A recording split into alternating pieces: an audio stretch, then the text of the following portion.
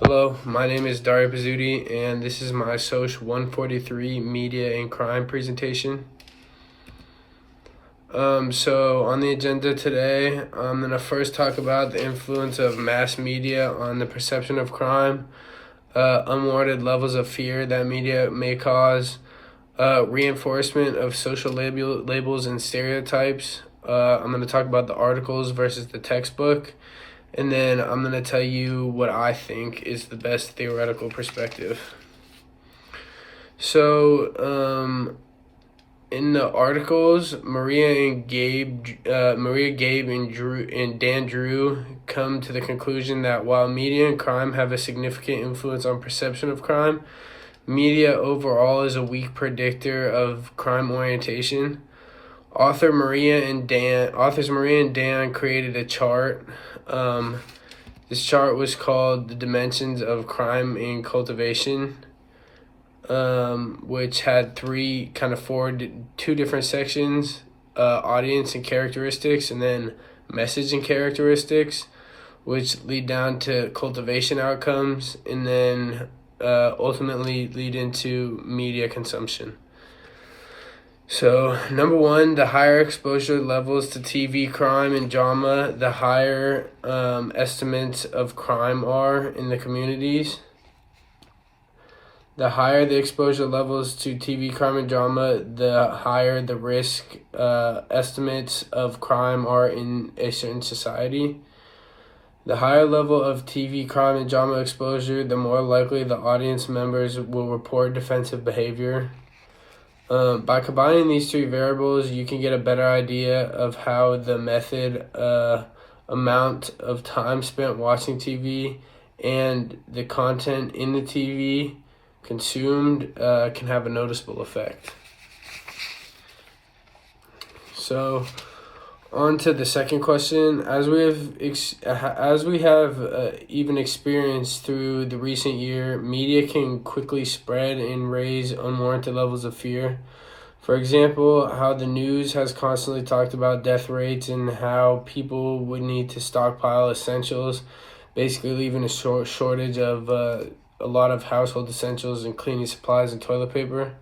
Another more personal example kind of shows how media platforms such as social sites can also create unwarranted fear. In neighborhood about 30 minutes from mine, the Dream House Foundation, which is a group of high school kids that go around kind of interviewing people who live in homes that they might want to live in someday on what they do and help kind of give less privileged people the opportunity to visualize themselves in places like that. During the whole Black Lives Movement, there's actually a group of these kids going around in a community near mine, and they actually got reported to the police for being Black Lives Matter people when they really didn't even have anything to do with the protests going on at the time. So I think that's a really good example of how it can kind of raise unwarranted levels of fear. Media can. So, reinforcements of social media and label and stereotypes. Media has undoubtedly had some significant effects when it comes to the reinforcement of social labels and stereotypes. One significant stereotype we studied was a stereotype of only low-income African American women. That only low-income African American women were addicted to the drug crack cocaine. It became such a popular stereotype that it has been portrayed in movies for over 50 years. Because of this view portrayed by the media in films and books, it has led to the reinforcement of this stereotype and for people to actually kind of believe in this stereotype when it really statistically proves to be untrue. As we have learned in the per usual articles, media can create an unfair effect on the groups it chooses to stereotype. African American women were persecuted and often treated more harshly in the era of crack than other ethnicities from the same areas.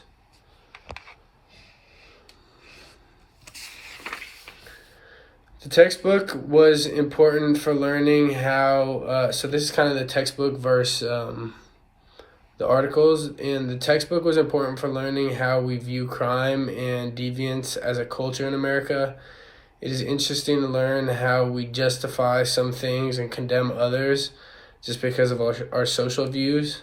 And then the articles taught me the important concepts such as the chart containing the 4 dimensions of crime by Dan and Maria, as well as teaching me how media can have different impacts on specific groups, on how specific groups are viewed and treated. I believe the most sensical theoretical perspective would be the functionalism perspective. According to the article, the theoretical perspective on deviance, functionalism is more focused on how the different elements of society contribute to the whole. Deviance is viewed as a key component of a functioning society. I believe this is because every good society will have people who try to corrupt it in a way, or people who try to cheat it. That is just the way of human nature and what history has proven through the years.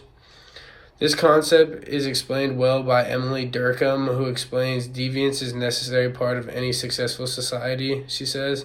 She uses a good example saying, if a student skips class, it is important